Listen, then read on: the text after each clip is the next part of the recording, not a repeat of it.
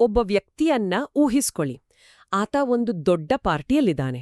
ಅವನು ಹಾಕಿರೋ ಸೂಟ್ ಇದೆಯಲ್ಲ, ಅದು ಅತ್ಯಂತ ಬೆಲೆ ಬಾಳುವ, ನೋಡೋಕೆ ಅದ್ಭುತವಾಗಿ ಕಾಣೋ ಡಿಸೈನರ್ ಬಟ್ಟೆ. ಓಕೆ. ಸುತ್ತಮುತ್ತ ಇರೋರೆಲ್ಲ ಬಂದು, ವಾ ಸೂಟ್ ಅಷ್ಟು ಚೆನ್ನಾಗಿದೆ, ನೀವದ್ರಲ್ಲಿ ಎಷ್ಟು ಸಖತ್ತಾಗಿ ಕಾಣ್ತಿದ್ದೀರಾ, ಆ ಫಿಟ್ಟಿಂಗ್ ಪರ್ಫೆಕ್ಟ್ ಆಗಿದೆ ಅಂತ ಹೊಗಳ್ತಿದ್ದಾರೆ. ಆ ವ್ಯಕ್ತಿ ಕೂಡ ನಗ್ತಾ ಎಲ್ರಿಗೂ ಥ್ಯಾಂಕ್ಸ್ ಹೇಳ್ತಿದ್ದಾನೆ. ಆದ್ರೆ ವಾಸ್ತವದಲ್ಲಿ ಒಳಗಡೆ ಏನಾಗ್ತಿದೆ ಗೊತ್ತಾ? ಏನಾಗ್ತಿದೆ? ಆ ಬಟ್ಟೆ ಒಳಗಿನಿಂದ ಅವನನ್ನ ಸಂಪೂರ್ಣವಾಗಿ ಉಸಿರುಗಟ್ಟಿಸ್ತಿದೆ. ಅದು ಎಷ್ಟೊಂದು ಬಿಗಿಯಾಗಿದೆ ಅಂದ್ರೆ ಅವನಿಗೆ ಉಸಿರಾಡೋಕ್ಕೂ ಕೂಡ ಕಷ್ಟ ಆಗ್ತಿದೆ. ತುಂಬಾನೇ ಕಷ್ಟದ ಪರಿಸ್ಥಿತಿ. ಹೌದು. ಆದ್ರೆ ಸುತ್ತ ಅಷ್ಟು ಜನ ಹೊಗಳ್ತಿರುವಾಗ, ಫೋಟೋ ತೆಗಿತಿರುವಾಗ, ನನ್ಗೆ ಉಸಿರುಗಟ್ತಿದೆ, ಪ್ಲೀಸ್ ಈ ಸೂಟ್ ಬಿಚ್ಚಿ ಅಂತ ಹೇಳ್ಕೊಳ್ಳೋಕೆ ಆಗದ ಒದ್ದಾಟ ಅದು. ಇದು ಕೇವಲ ಒಂದು ಬಟ್ಟೆಯ ಕಥೆ ಅಲ್ಲ. ನಮ್ಮ ಲೈಫ್ನಲ್ಲಿ ಎಲ್ಲವನ್ನೂ ಸರಿಯಾಗಿ ಮಾಡಿದ್ರು, ಸಮಾಜದ ದೃಷ್ಟಿಯಲ್ಲಿ ನಾವು ಅತ್ಯಂತ ಯಶಸ್ವಿ ಅಂತ ಅನ್ಸ್ಕೊಂಡ್ರು, ಒಳಗೊಳಗೆ ಕಾಡುವ ಶೂನ್ಯತೆ ಇದೆಯಲ್ಲ, ಎಂಪ್ಟಿನೆಸ್. ಹೌದು, ಎಕ್ಸಾಕ್ಟ್ಲಿ. ಇವತ್ತಿನ ನಮ್ಮ ಈ ಆಳವಾದ ವಿಶ್ಲೇಷಣೆಯ ಕೇಂದ್ರ ಬಿಂದು ಅದೇ. ಪಾಲ್ ಮಿಲ್ಲರ್ಡ್ ಅವರ ದ ಪಾತ್ಲೆಸ್ ಪಾತ್ ಪುಸ್ತಕದ ಮೂಲಕ ಕೇವಲ ಯಶಸ್ವಿಯಾಗಿರೋದ್ರ ಬದಲು ಅಂದ್ರೆ ನಿಜವಾಗಿಯೂ ಜೀವಂತವಾಗಿರೋದ್ರ ಅರ್ಥ ಏನು ಅನ್ನೋದನ್ನ ನಾವು ಅನ್ವೇಷಣೆ ಮಾಡ್ತಿದೀವಿ. ಈ ಉಸಿರುಗಟ್ಟುವ ಸೂಟಿನ ಗುಂಡಿಗಳನ್ನ ಒಂದೊಂದಾಗಿ ಬಿಚ್ಚೋ ಪ್ರಯತ್ನ ಮಾಡೋಣ. ಖಂಡಿತ. ನೀವು ಕೊಟ್ಟ ಆ ಸೂಟ್ ಉದಾಹರಣೆ ಇದೆಯಲ್ಲ, ಅದು ಪಾಲ್ ಮಿಲ್ಲರ್ಡ್ ಅವರ ಸ್ವಂತ ಲೈಫ್ಗೆ ಕನ್ನಡಿ ಹಿಡಿದಂತದೆ. ಪಾಲ್ ಅವರೇನು ಯಶಸ್ಸು ಕಾಣದ ಅಥವಾ ಜೀವನದಲ್ಲಿ ಸೋತ ವ್ಯಕ್ತಿಯಲ್ಲ. ರೈಟ್. ಅವರು ಆಲ್ರೆಡಿ ಟಾಪ್ನಲ್ಲಿದ್ದವರಲ್ವಾ? ಹೌದು. ಅವರು ಅಮೆರಿಕಾದ ಅತ್ಯಂತ ಪ್ರತಿಷ್ಠಿತ ಸ್ಟ್ರಾಟಜಿ ಕನ್ಸಲ್ಟಿಂಗ್ ಕಂಪನಿಯಲ್ಲಿ ದೊಡ್ಡ ಹುದ್ದೆಯಲ್ಲಿದ್ದವರು. ಅಂದ್ರೆ ಲಕ್ಷಾಂತರ ಡಾಲರ್ಸ್ ಸಂಬಳ, ಫಸ್ಟ್ ಕ್ಲಾಸ್ ಫ್ಲೈಟ್ ಟ್ರಾವೆಲ್, ಸಮಾಜ ಮೆಚ್ಚುವಂತಹ ಅತ್ಯುತ್ತಮ ರೆಸ್ಯೂಮೆ, ಇವೆಲ್ಲವೂ ಅವರು ಬಡಿಯಿತು. ಅವರು ಆ ಪರ್ಫೆಕ್ಟ್ ಸೂಟ್ ಹಾಕೊಂಡಿದ್ರು. ಆದರೆ ಅವ್ರಿಗೆ ಸಡನ್ನಾಗಿ ಒಂದು ದೊಡ್ಡ ಹೆಲ್ತ್ ಇಶ್ಯೂ ಬರುತ್ತೆ. ಒಂದು ಗಂಭೀರವಾದ ಕಾಯಿಲೆಯ ಲಕ್ಷಣಗಳು ಕಾಣಿಸ್ಕೊಂಡಾಗ ಅವರು ಆಸ್ಪತ್ರೆಯ ಬೆಡ್ ಮೇಲೆ ಮಲಗಿ ಯೋಚನೆ ಮಾಡ್ತಾರೆ. ಆ ಕ್ಷಣದಲ್ಲಿ ರಿಯಾಲಿಟಿ ಹಿಟ್ ಆಗತ್ತೆ. ಹೌದು. ನಾನು ಇಷ್ಟು ದಿನ ಕಷ್ಟಪಟ್ಟು ಕಟ್ಟಿದ ಈ resume, bank balance, corporate title ಯಾವುದೂ ನನ್ನನ್ನ ಬದುಕಿಸ್ತಿಲ್ಲ ಅಥವಾ ನಂಗೆ ನೆಮ್ಮದಿ ಕೊಡ್ತಿಲ್ಲ. ನಾನು ಜಸ್ಟ್ ಎಕ್ಸಿಸ್ಟ್ ಆಗ್ತಿದ್ದೀನಷ್ಟೇ, ಬದುಕ್ತಿಲ್ಲ ಅನ್ನೋ ಕಟು ಸತ್ಯ ಅವರಿಗೆ ಅರ್ಥ ಆಗುತ್ತೆ. ನಮ್ಮೆಲ್ಲರಿಗೂ ಸಮಾಜ ಹುಟ್ಟಿದ ತಕ್ಷಣ ಒಂದು ನಕ್ಷೆಯನ್ನು ಕೈಗಿಡುತ್ತೆ. ಆದರೆ ಆ ನಕ್ಷೆ ನಮ್ದೇ ಅಲ್ಲದೇ ಇದ್ದಾಗ ಏನಾಗುತ್ತೆ ಅನ್ನೋದನ್ನೇ ಅವರು ಈ ಪುಸ್ತಕದಲ್ಲಿ ಬಿಡಿಸಿಟ್ಟಿದ್ದಾರೆ. ಆ ನಕ್ಷೆ ಬಗ್ಗೆನೇ ಸ್ವಲ್ಪ ಆಳವಾಗಿ ಮಾತಾಡೋಣ. ನಮಗೆಲ್ಲ ಗೊತ್ತಿರೋ ಹಾಗೆ ಪುಸ್ತಕದಲ್ಲಿ ಇದನ್ನ ರೂಢಿಗತ ಹಾದಿ ಅಥವಾ ದ ಡಿಫಾಲ್ಟ್ ಪಾತ್ ಅಂತ ಕರೆದಿದ್ದಾರೆ. ಅಂದ್ರೆ ನಾವ್ಯಾರೂ ಈ ಹಾದಿ ಬೇಕು ಅಂತ ಆರಿಸ್ಕೊಂಡಿದ್ದಲ್ಲ, ಇದು ನಮ್ಗೆ ಬಳುವಳೆಯಾಗಿ ಬಂದದ್ದು. ಕರೆಕ್ಟ್. ಸೊಸೈಟಿ ಕೊಟ್ಟಿರೋ ಸ್ಕ್ರಿಪ್ಟ್ ಅದು. ಸೇರ್ಬೇಕು, ಕ್ಯಾಂಪಸ್ ಪ್ಲೇಸ್ಮೆಂಟ್ನಲ್ಲಿ ದೊಡ್ಡ ಕಂಪನಿಗೆ ಸೇರ್ಬೇಕು, ಆಮೇಲೆ ಪ್ರತಿ ವರ್ಷ ಪ್ರಮೋಷನ್, EMI ಕಟ್ಟಿ ಒಂದು ದೊಡ್ಡ ಮನೆ ಮತ್ತು ಲಾಸ್ಟ್ಗೆ ರಿಟೈರ್ಮೆಂಟ್. ಇದುವೇ ಸಕ್ಸೆಸ್ ಅಂತ ನಾವೆಲ್ಲರೂ ಕಣ್ಮುಚ್ಕೊಂಡು ನಂಬಿಬಿಟ್ಟಿದೀವಿ ಅಲ್ವಾ? ಇದರಲ್ಲಿ ಪ್ರಶ್ನಿಸೋಂಥದ್ದು ಏನಿದೆ ಅಂತ ಅನ್ಸುತ್ತೆ. ಪ್ರಶ್ನಿಸಬೇಕಾದದ್ದೇ ಅಲ್ಲಿ ಅಡಗಿದೆ. ಸಮಾಜ ಯಶಸ್ಸು ಮತ್ತು ಜೀವಂತಿಗೆ ಅಂದ್ರೆ ಲೈವ್ನೆಸ್, ಇವೆರಡರ ನಡುವಿನ ವ್ಯತ್ಯಾಸವನ್ನ ಬಹಳ ಜಾಣ್ಮೆಯಿಂದ ಮುಚ್ಚಿಡುತ್ತೆ. ಆ ಡಿಫಾಲ್ಟ್ ಪ್ಯಾತ್ ನಮ್ಗೆ ಯಶಸ್ಸಿನ ಅಳತೆಗೋಲುಗಳನ್ನ ಸ್ಪಷ್ಟವಾಗಿ ಕಲಿಸ್ತೆ. ನಿಮ್ಗೆ ಎಷ್ಟು ಮಾರ್ಕ್ಸ್ ಬಂತು, ನೀವು ಮ್ಯಾನೇಜರ ಅಥವಾ ವಿಪಿನ, ಬ್ಯಾಂಕ್ ಬ್ಯಾಲೆನ್ಸ್ ಎಷ್ಟಿದೆ, ಇವೆಲ್ಲವೂ ಕಣ್ಣಿಗೆ ಕಾಣೋ ಮೈಲಿಗಲ್ಲುಗಳು. ಹೌದು, ಬೇರೆಯವ್ರಿಗೆ ತೋರ್ಸೋಕೆ ಈಸಿ ಆಗುತ್ತೆ. ಎಕ್ಸಾಕ್ಟ್ಲಿ. ಆದರೆ ಇವೆಲ್ಲವನ್ನೂ ಸಾಧಿಸುವ ಪ್ರಾಸೆಸ್ನಲ್ಲಿ ನಾವು ಒಳಗಿನಿಂದ ಎಷ್ಟು ಜೀವಂತವಾಗಿದ್ದೀವಿ ಅನ್ನೋ ಬಗ್ಗೆ ಯಾರೂ ಮಾತಾಡಲ್ಲ. ಆಧುನಿಕ ಕಾರ್ಪೊರೇಟ್ ಜಗತ್ತಿನಲ್ಲಿ ಜನರು ದೈಹಿಕವಾಗಿ ಸುಸ್ತಾಗೋದಕ್ಕಿಂತ ಹೆಚ್ಚಾಗಿ ಅಸ್ತಿತ್ವದ ಮಟ್ಟದಲ್ಲಿ ಮರಗಟ್ಟಿರ್ತಾರೆ. ಎಕ್ಸಿಸ್ಟೆನ್ಷಿಯಲಿ ನಂಬ್ ಅಂತಾರಲ್ಲ, ಹಾಗೆ. ಹೌದು, ಒಂದು ರೋಬೋಟ್ ತರ. ಅದೇ, ಬೆಳಗ್ಗೆ ಏಳ್ತಾರೆ, ಟ್ರಾಫಿಕ್ನಲ್ಲಿ ಆಫೀಸ್ಗೆ ಹೋಗ್ತಾರೆ, ಕೆಲಸ ಮಾಡ್ತಾರೆ, ವೀಕೆಂಡ್ನಲ್ಲಿ ರಿಲ್ಯಾಕ್ಸ್ ಮಾಡ್ತಾರೆ. ಆದರೆ ಲೈಫ್ನಲ್ಲಿ ಆಶ್ಚರ್ಯ, ಕುತೂಹಲ, ಸ್ವಂತಿಕೆ ಅನ್ನೋದು ಸಂಪೂರ್ಣವಾಗಿ ಕಟ್ಟಾಗಿರುತ್ತೆ. ಸ್ವಲ್ಪ ಇರಿ, ನೀವ್ ಹೇಳ್ತಿರೋದು ಕೇಳಿದ್ರೆ ನನಗೆ ಬೇರೆನೇ ಯೋಚನೆ ಬರ್ತಿದೆ. ಅಂದ್ರೆ ಮೇಲ್ನೋಟಕ್ಕೆ ಇದರಲ್ಲಿ ಯಾವುದೇ ಅನಾಹುತ ಅಥವಾ ದುರಂತ ಕಾಣ್ತಿಲ್ವಲ್ಲ, ಎಲ್ಲವೂ ಸರಿಯಾಗೇ ನಡೀತಿದೆ ಅಲ್ವಾ? ಹೌದು, ಮೇಲ್ನೋಟಕ್ಕೆ ಹಾಗೆ ಅನ್ಸುತ್ತೆ. ಅದೇ, ಒಬ್ಬ ವ್ಯಕ್ತಿಗೆ ತಿಂಗಳ ಕೊನೆಗೆ ಒಳ್ಳೆ ಸಂಬಳ ಬರ್ತಿದೆ, ವೀಕೆಂಡ್ ಟ್ರಿಪ್ ಹೋಗ್ತಿದ್ದಾನೆ ಅಂದಾಗ ಇದೊಂದು ರೀತಿಯಲ್ಲಿ ಯಂತ್ರವೊಂದು ತಾನು ಯಾಕೆ ಓಡ್ತಿದ್ದೀನಿ ಅಂತ ಗೊತ್ತಿಲ್ಲದೆ ಆದ್ರೆ ಅತ್ಯಂತ ಸಮರ್ಥವಾಗಿ ಕೆಲಸ ಮಾಡ್ದ ಹಾಗೆ ಅಲ್ವಾ? ಹೌದು, ಕರೆಕ್ಟ್ ಆದ ಹೋಲಿಕೆ.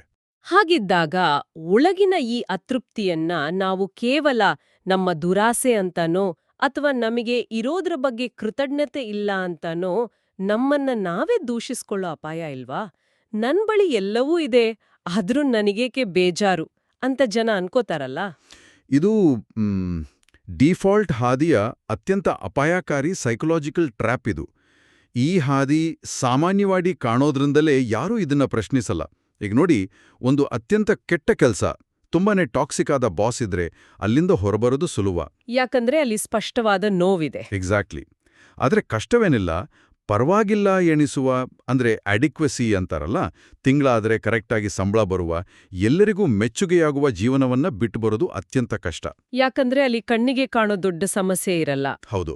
ಮತ್ತೆ ನಿಮ್ಮ ಈ ಅತೃಪ್ತಿಗೆ ಯಾರೂ ಸಿಂಪತಿ ಕೂಡ ತೋರ್ಸಲ್ಲ. ನೀವು ಹೋಗಿ ಯಾರ ಬಳಿಯಾದ್ರೂ ನನ್ಗೀ ಆಫೀಸ್ ಕೆಲ್ಸ ಬೋರ್ ಆಗ್ತಿದೆ, ಲೈಫ್ ಮಿಸ್ ಆದಂಗ ಅನಿಸ್ತಿದೆ ಅಂದ್ರೆ ಅವರು ನಿನಗೇನ್ ತಲೆ ಕೆಟ್ಟಿದ್ಯಾ ಅಂತ ಕೇಳ್ತಾರೆ.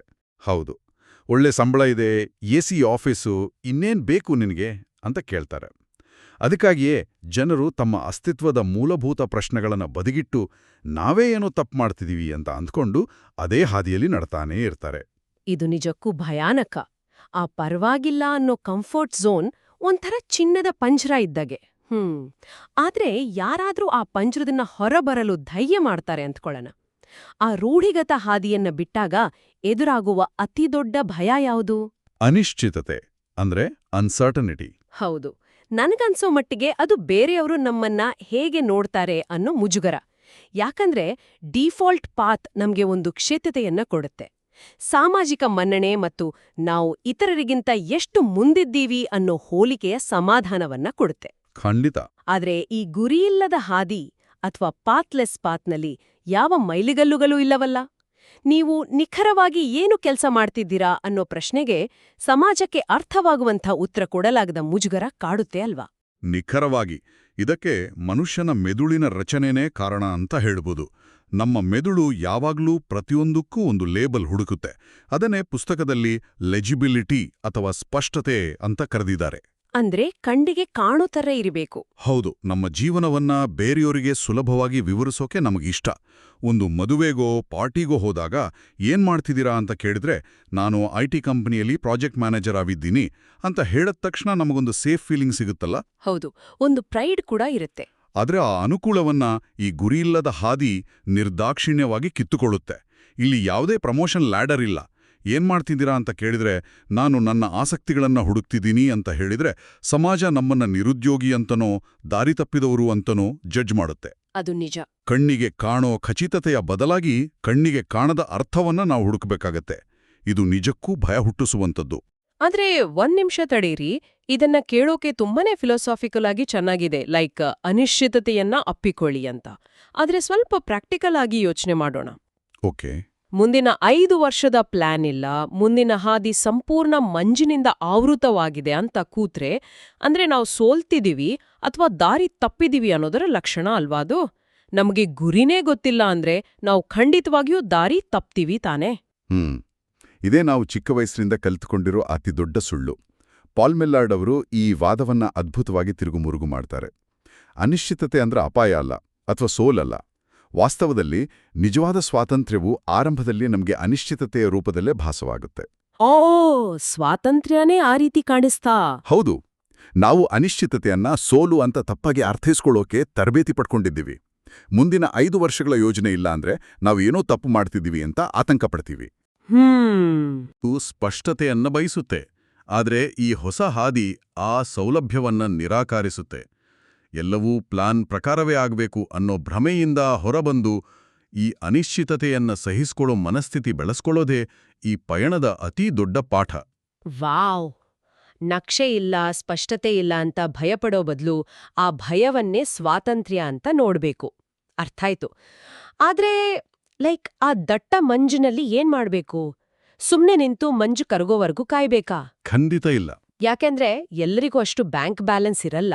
ಕೆಲ್ಸ ಬಿಟ್ಟು ಬಾಲಿ ದ್ವೀಪಕ್ಕೆ ಹೋಗಿ ಧ್ಯಾನ ಮಾಡೋಕ್ಕಾಗಲ್ಲ. ಪ್ರಾಕ್ಟಿಕಲ್ ಆಗಿ ಏನ್ ಮಾಡ್ಬೇಕು? ಈ ಗುರಿಯಿಲ್ಲದ ಹಾದಿ ಅಂದ್ರೆ ಕೆಲ್ಸ ಬಿಟ್ಟು ಹಿಮಾಲಯಕ್ಕೆ ಹೋಗೋದಲ್ಲ, ಅಥವಾ ಮೊದಲೇ ಸಿದ್ಧಪಡಿಸಿದ ಯಾವುದೇ ಟೆಂಪ್ಲೇಟ್ ಕೂಡ ಅಲ್ಲ. ಮಂಜಿನಲ್ಲಿ ನಿಂತ್ರೆ ಮಂಜು ಕರಗಲ್ಲ. ಅದಕ್ಕೆ ಇರೋ ಒಂದೇ ಉತ್ತರ ಅಂದ್ರೆ ಚಲನೆ ಅಥವಾ ಮೂವ್ಮೆಂಟ್. ಚಲನೆ? ಅದು ಹೇಗೆ? ನೀವು ಹೇಳಿದ ಹಾಗೆ ಮಂಜಿನಲ್ಲಿ ಗಾಡಿ ಓಡಿಸ್ತಿದೀವಿ ಅಂತ ಇಟ್ಕೊಳ್ಳಿ. ನಮ್ಗೆ ಮುಂದಿನ 10 ಕಿಲೋಮೀಟರ್ ಕಾಣಲ್ಲ. ಆದ್ರೆ ನಮ್ಮ ಹೆಡ್ಲೈಟ್ ಬೆಳಕಿನಲ್ಲಿ ಮುಂದಿನ 10 ಅಡಿ ಮಾತ್ರ ಸ್ಪಷ್ಟವಾಗಿ ಕಾಣುತ್ತೆ. ಹೌದು. ನಾವು ಆ 10 ಅಡಿ ಮುಂದೆ ಹೋದ್ರೆ ಮುಂದಿನ ಇನ್ನೊಂದು 10 ಅಡಿ ತಾನಾಗೆ ಗೋಚರಿಸುತ್ತೆ. ಅಂದ್ರೆ ಎಲ್ಲವನ್ನೂ ಮೊದಲೇ ಯೋಚಿಸಿ ಕೂರುವ ಬದಲು ಖಚಿತತೆ ಸಿಗುವ ಮುನ್ನವೇ ಸಣ್ಣಪುಟ್ಟ ಪ್ರಯೋಗಗಳನ್ನ ಮಾಡೋದು. Like micro experiments. ಎಕ್ಸಾಕ್ಟ್ಲಿ. ಪುಸ್ತಕದಲ್ಲಿ ಅದನ್ನೇ ಹೇಳಿರೋದು. 10 ವರ್ಷದ ಪ್ಲಾನ್ ಮಾಡಿ ಡಿಪ್ರೆಷನ್ಗೆ ಹೋಗೋ ಬದಲು ತಕ್ಷಣದ ಕುತೂಹಲದ ಕಡೆಗೆ ಹೆಜ್ಜೆ ಹಾಕೋದು. ಒಂದು ಸೈಡ್ ಪ್ರಾಜೆಕ್ಟ್, ಸ್ವಲ್ಪ ದಿನದ ರಜೆ, ಬರವಣಿಗೆ ಅಥವಾ ಯಾವುದಾದ್ರೂ ಹೊಸ ಸಂಭಾಷಣೆ, ಇವುಗಳ ಮೂಲಕ ನಮ್ಮನ್ನು ನಾವು ಅನ್ವೇಷಿಸಿಕೊಳ್ಳೋದು. ಅಂದ್ರೆ ಸೈಕಲಾಜಿಕಲ್ ಆಗಿ ಇದು ನಮ್ಮ ಆತಂಕವನ್ನ, ಆ ಆಂಗ್ಸೈಟಿನ ಕಮ್ಮಿ ಮಾಡುತ್ತೆ ಅಲ್ವಾ? ದೊಡ್ಡ ಪ್ಲಾನ್ ಇಲ್ಲ ಅನ್ನೋ ಭಯವನ್ನ ಈ ಸಣ್ಣ ಚಲನೆಗಳು ರೀಪ್ಲೇಸ್ ಮಾಡ್ತವೆ. ಹೌದು, ಕರೆಕ್ಟ್. ನನ್ನ ಜೀವನದ ಅಂತಿಮ ಗುರಿಯೇನು ಅಂತ ಕೇಳ್ಕೊಳ್ಳೋದು ಬೆಟ್ಟದಷ್ಟು ಭಾರನ ತಲೆ ಮೇಲೆ ಹೊತ್ತಂತೆ. ಅದು ನಮ್ಮನ್ನ ಪ್ಯಾರಲೈಸ್ ಮಾಡ್ಬಿಡುತ್ತೆ. ಅದರ ಬದಲು ಮುಂದೆ ಯಾವ ವಿಷಯ ನನ್ನಲ್ಲಿ ಕುತೂಹಲ ಕೇಳಿಸ್ತಿದೆ ಅಂತ ಕೇಳ್ಕೊಳ್ಳೋದು ಬಹಳ ಸುಲಭ. ಲೈಕ್ ನನಗೆ ರೈಟಿಂಗಲ್ಲಿ ಆಸಕ್ತಿ ಇದ್ರೆ ವೀಕೆಂಡಲ್ಲಿ ಒಂದು ಬ್ಲಾಗ್ ಶುರು ಮಾಡೋದು. ಹೌದು, ಅಥವಾ ಹೊಸ ಟೆಕ್ನಾಲಜಿ ಕಲಿಬೇಕಾ, ದಿನಕ್ಕೆ ಅರ್ಧ ಗಂಟೆ ಅದಕ್ಕೆ ಮೀಸಲಿಡೋದು. ಈ ಸಣ್ಣ ಪ್ರಯೋಗಗಳು ನಮಗೆ ತಕ್ಷಣದ ಡೋಪಮೈನ್ ಕೊಡ್ತವೆ. ಇಲ್ಲಿ ಯಾವುದೇ ರಿಸ್ಕ್ ಇರಲ್ಲ. ಇದರಿಂದ ಭವಿಷ್ಯದ ಜಗತ್ತಿಗೆ ಬೇಕಾದ ಅಗೋಚರ ಕೌಶಲ್ಯಗಳು ಅಂದ್ರೆ ಇನ್ವಿಸಿಬಲ್ ಸ್ಕಿಲ್ಸ್ ಬೆಳೀತವೆ. ಇನ್ವಿಸಿಬಲ್ ಸ್ಕಿಲ್ಸ್ ಅಂದ್ರೆ ಅನಿಶ್ಚಿತತೆಯನ್ನ ಸಹಿಸಿಕೊಳ್ಳೋ ಶಕ್ತಿ, ತಾಳ್ಮೆ ಮತ್ತು ಸ್ವಂತಿಕೆ, ಇವುಗಳನ್ನ ಯಾವ ಕಾರ್ಪೊರೇಟ್ ಟ್ರೈನಿಂಗೂ ಕಳಿಸಲ್ಲ. ಇವೇ ಮುಂದೆ ಬರೋ ಅನಿರೀಕ್ಷಿತ ಜಗತ್ತಿಗೆ ನಮಗೆ ಅಸ್ತ್ರಗಳು. ಹೌದು. ಮುಂದೆ ಆರ್ಟಿಫಿಷಿಯಲ್ ಇಂಟೆಲಿಜೆನ್ಸ್ ಯುಗ ಬರ್ತಿದೆ. ನಮ್ಮ ರೆಸ್ಯೂಮೆ, ಹಳೆ ಡಿಗ್ರಿಗಳು ಅಷ್ಟು ಕೆಲ್ಸಕ್ಕೆ ಬರಲ್ಲ ಅಂತ ನಮಗೆಲ್ಲ ಗೊತ್ತಿದೆ. ಈ ರೀತಿ ಸಣ್ಣ ಪ್ರಯೋಗಗಳು ನಮ್ಮ ದೈನಂದಿನ ಜೀವನದ ಅತಿ ದೊಡ್ಡ ಭಾಗವಾದ ಕೆಲಸದ ಮೇಲಿನ ನಮ್ಮ ದೃಷ್ಟಿಕೋನವನ್ನೇ ಸಂಪೂರ್ಣವಾಗಿ ಬದಲಾಯಿಸುತ್ತೆ ಅಲ್ವಾ? ಖಂಡಿತ ಬದಲಾಯಿಸುತ್ತೆ. ಯಾಕಂದ್ರೆ ಆಧುನಿಕ ಜಗತ್ತು ಕೆಲಸವನ್ನೇ ನಮ್ಮ ಅಸ್ತಿತ್ವದ ಕೇಂದ್ರವನ್ನಾಗಿ ಮಾಡಿದೆ. ಲೈಕ್ ನಮ್ಮ ಸಂಬಳ, ನಮ್ಮ ಹುದ್ದೆಗಳೇ ನಮ್ಮ ಮೌಲ್ಯವನ್ನ ನಿರ್ಧರಿಸ್ತವೆ ಅಂತ ನಾವೆಲ್ಲ ನಂಬಿದ್ದೀವಿ.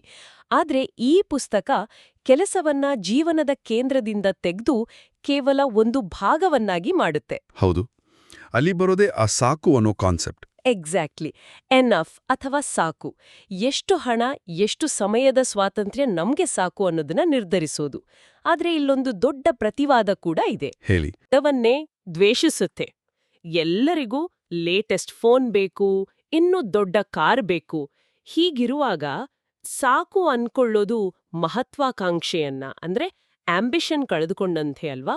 ಇದು ಕಾರ್ಪೊರೇಟ್ ಜಗತ್ತಿನ ಕಠಿಣ ಸ್ಪರ್ಧೆಯನ್ನ ಎದುರಿಸಲಾಗದೆ ಓಡಿ ಹೋಗೋ ಪ್ರಯತ್ನದಂತೆ ಕಾಣಲ್ವಾ? ಮೇಲ್ನೋಟಕ್ಕೆ ಹಾಗೆ ಅನ್ಸುತ್ತೆ. ಆದರೆ ಇದೊಂದು ಆಂಟಿ ಕಾರ್ಪೊರೇಟ್ ಪ್ರಣಾಳಿಕೆ ಅಲ್ಲವೇ ಅಲ್ಲ.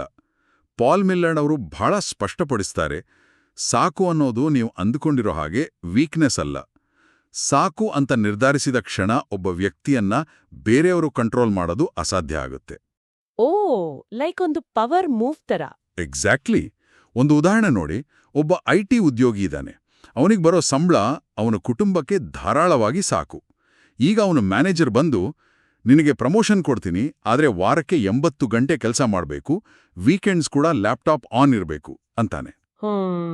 ಈಗ ಆ ವ್ಯಕ್ತಿ, ನನಗೆ ನನ್ನ ಜೀವನ ಮುಖ್ಯ, ನನಗಿರೋ ಸಂಬಳ ಸಾಕು, ನಾನು ಈ ಪ್ರಮೋಷನ್ ತಗೊಳ್ಳಲ್ಲ ಅಂತ ನಿರ್ಧರಿಸಿದ್ರೆ ಆತ ಸೋತಂತ? ಖಂಡಿತ ಇಲ್ಲ. ಅವನು ತನ್ನ ಟೈಮ್ನ ಉಳಿಸ್ಕೊಂಡ. ಹೌದು, ಆತ ತನ್ನ ಬದುಕಿನ ಕಂಟ್ರೋಲ್ನ ತನ್ನ ಕೈಯಲ್ಲೇ ಇಟ್ಕೊಂಡಿದ್ದಾನೆ.